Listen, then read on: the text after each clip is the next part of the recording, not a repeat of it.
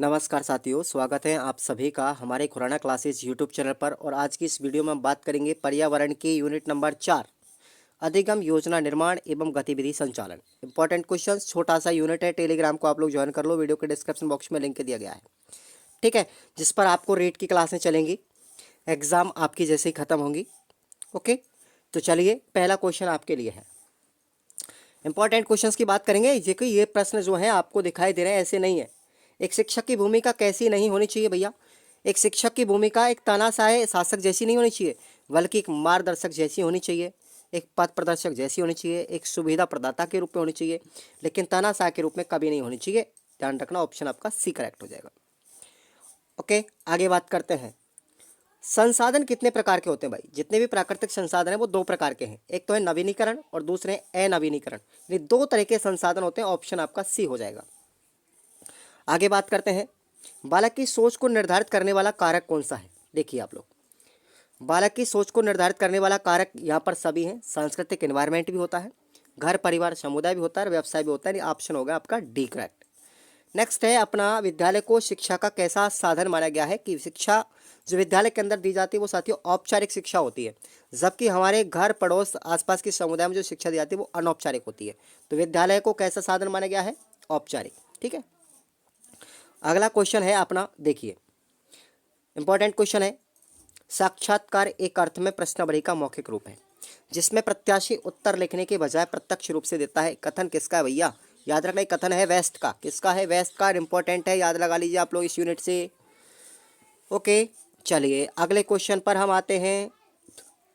अधिगम योजना निर्माण की सबसे इंपॉर्टेंट बात क्या है? सबसे इंपॉर्टेंट बात है कि शिक्षक को अपनी कक्षा में बच्चों के सीखने की गति को ध्यान में रख करके योजना बनानी चाहिए, ठीक है। आगे बात करते हैं, अधिगम योजना के बारे में राष्ट्रीय पाठ्यक्रम फोरम जो है यानी एनसीएफ जो हमारी है, ये क्या कहती है? कोई भी एक सार्वभौमिक योजना निश्चित नहीं हो सकती। शिक्षण प्रक्रिया छात्र केंद्रित होने के कारण प्रत्येक शिक्षक अपने छात्रों की गति की, सीखने की जो गति और स्थानीय परिवेश है उसको ध्यान में रखते हुए अपनी योजना बनाना चाहिए और क्रियान्वयन के अनुभवों से योजना में सुधार भी करते जाना चाहिए। तो ये कहती है हमारी एनसीएफ, ठीक है। उसके बाद नेक्स्ट क्वेश्चन है, देखिए शिक्षण अधिगम योजना बनाने के एक प्रमुख उद्देश्य क्या है? इसका एक ही प्रमुख उद्देश्य है कि निश्चित समय में सीखने सिखाने का कार्य पूरा किया जा सके, समय पर सिलेबस हो जाए, यही तो उद्देश्य है उसका।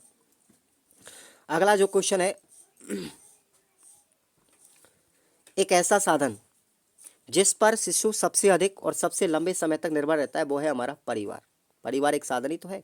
साक्षात्कार किसे कहेंगे? यानी इंटरव्यू, ऐसी बातचीत या वार्तालाप जो किसी उद्देश्य को लेकर के की जाती है तथा जिसका रूप सार्थक होता है वो क्या कहलाता है? इंटरव्यू कहलाते हैं, साक्षात्कार कहलाता है, ठीक है।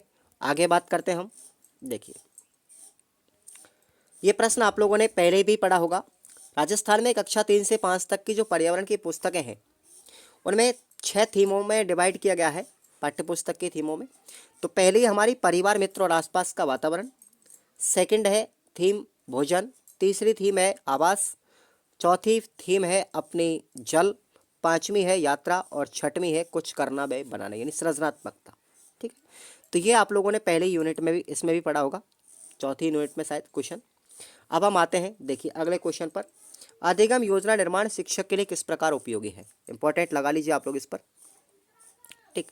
अधिगम योजना निर्माण शिक्षक के लिए विभिन्न दृष्टियों से उपयोगी है। इससे विद्यार्थियों की सृजनात्मक अभिव्यक्ति का अवसर मिलता है। विद्यार्थी अपने व्यक्तिगत और स्थानीय अनुभवों को कक्षा में बता पाने और उनका विश्लेषण करने में सक्षम हो पाता है। इसमें विद्यार्थियों की भागीदारी बढ़ती है, विद्यार्थी सीखते भी हैं, जिससे शिक्षक को अपनी तरफ से विशेष प्रयास नहीं करना पड़ता। इसके अतिरिक्त शिक्षक का शिक्षण उद्देश्य भी पूरा हो जाता है। अब बात करते हैं अधिगम योजना के उद्देश्य क्या है। अधिगम योजना के उद्देश्य इंपॉर्टेंट है भाई, याद रखना। अधिगम योजना निर्माण के बारे में समक्ष बनाना, ठीक है।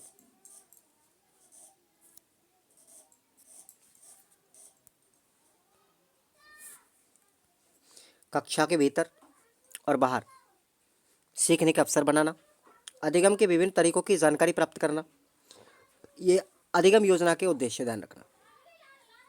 कक्षा में गतिविधि संचालन करने हेतु दक्षता प्राप्त करना, गतिविधि संचालन का ब्यौरेवार दस्तावेजीकरण करना, बच्चों के पूर्व ज्ञान को अधिगम निर्माण में उपयोगी कर पाना, गतिविधि के दौरान गतिविधि के बाद विद्यार्थियों की जाने वाली चर्चा के महत्व को समझना। ये क्या है? अधिगम योजना के उद्देश्य। ठीक है। उसके बाद अगला जो प्रश्न है हमारा, गतिविधि संचालन के दौरान चर्चा और बातचीत का महत्व क्या है? तो देखिए, बच्चों के साथ वार्तालाप करना उनके विचारों को जानने का महत्वपूर्ण हथियार है, जिससे वस्तुओं को देखने के लिए उनके नज़रिए को जानने में मदद मिलती है। बातचीत द्वारा बच्चे महत्वपूर्ण तरीके से सोच सकते हैं। संवेदनशील मुद्दे जैसे जेंडर संवेदनशीलता, जाति, अंधविश्वास पर ध्यान केंद्रित कर सकते हैं। इस प्रकार के मुद्दों के बारे में प्रत्यक्ष रूप से बात करना ज़्यादातर मुश्किल होता है, क्योंकि वे हमारी सामाजिक स्थिति का एक हिस्सा हैं, परंतु ऐसे संवाद द्वारा हमें इस प्रकार का अवसर मिलता है कि हम हमारे स्वयं के विचारों पर प्रश्न उठा सकें। इस प्रकार के वार्तालाप एवं संवाद के लिए अखबारों की रिपोर्ट, पोस्टर, चित्र, छायाचित्र आदि को शुरुआती स्तर पर उपयोग में लाया जा सकना चाहिए। तो ये अपने याद रखना, क्वेश्चन इंपॉर्टेंट है। उसके बाद अगला जो क्वेश्चन होता है यह है कि अधिगम निर्माण में विविध सामाजिक समुदायों और साधनों का आप किस तरीके से उपयोग करेंगे? ये आप लोग निशान लगा लीजिए, इस पर इंपॉर्टेंट है। ठीक है भाई, आगे देखिए आप लोग, इसका आंसर शायद ये वाला, इसको आप पढ़ के जरूर जाना है। ठीक है। सर्वे कार्य की महत्ता, एक क्वेश्चन ये है अपना, सर्वे कार्य की महत्ता, इसको भी आप लोग पढ़ के जरूर जाए। आगे हम बात करते हैं, शायद आगे तो कोई एक आधा ही प्रश्न होगा शायद मेरे हिसाब से। देखिए, पाठ योजना की आवश्यकता क्या है? क्या आवश्यकता पड़ी पाठ योजना बनाने की? तो पाठ योजना की आवश्यकता पड़ी पाठ के उद्देश्यों के निर्धारण को बनाने के लिए। दूसरा है पूर्व ज्ञान से संबंध स्थापित करने के लिए, शिक्षण विधि का चयन करने के लिए, ये सब की आवश्यकता ही तो पड़ी थी। और सफल शिक्षण के लिए, इंपॉर्टेंट क्वेश्चन है ये, सहायक सामग्री के चयन के लिए, आत्मविश्वास के लिए, स्थायी ज्ञान के लिए, रुचिकर शिक्षण के लिए और छात्र अध्यापक क्रियाओं के नियमबद्ध निरूपण के लिए। आप सिर्फ इन पॉइंटों को याद कर लेना बस। उसके बाद है पर्यावरण शिक्षण अधिगम योजना बनाते समय कौन कौन सी बातें ध्यान रखनी चाहिए? ध्यान रखना आपको पर्यावरण की पाठ्यचर्या के बारे में, पर्यावरण शिक्षण के लक्ष्य और उद्देश्यों के बारे में कि बच्चे कैसे सीखते हैं, बच्चों की अवधारणाएं क्या हैं, उपलब्ध संसाधन हमारे पास कौन कौन से उनको समावेश करना चाहिए, शिक्षण अधिगम प्रक्रिया से संबंधित संभावित गतिविधियाँ कौन कौन सी करनी चाहिए और अधिगम मूल्यांकन के तरीके कौन से अपनाने चाहिए, ये आपको याद कर लेना है। ठीक है भाई। अब इसके बाद तो शायद इसमें कोई ऐसा प्रश्न दिखता नहीं है मुझे, निबंधात्मक प्रश्न आ गए हैं, तो आप लोग निबंधात्मक को यहाँ पर नहीं पढ़ेंगे, आप लोग ऐप पे जाकर के पढ़ेंगे निबंधात्मकों को। 20 मॉडल पेपर है, अगर आपने अभी तक कुछ नहीं पढ़ा है ना तो 20 मॉडल पेपर आप एक एक घंटे पढ़ के चले जाना, आपका काम आराम से हो जाएगा भाई। ठीक है ना, नो टेंशन रहिए। और खुराना क्लासेस ऐप पर आपको ये मिल जाएगा, खुराना क्लासेस ऐप, वीडियो के डिस्क्रिप्शन बॉक्स में लिंक भी दिया गया है, प्ले स्टोर पर भी मिल जाएगा। धन्यवाद।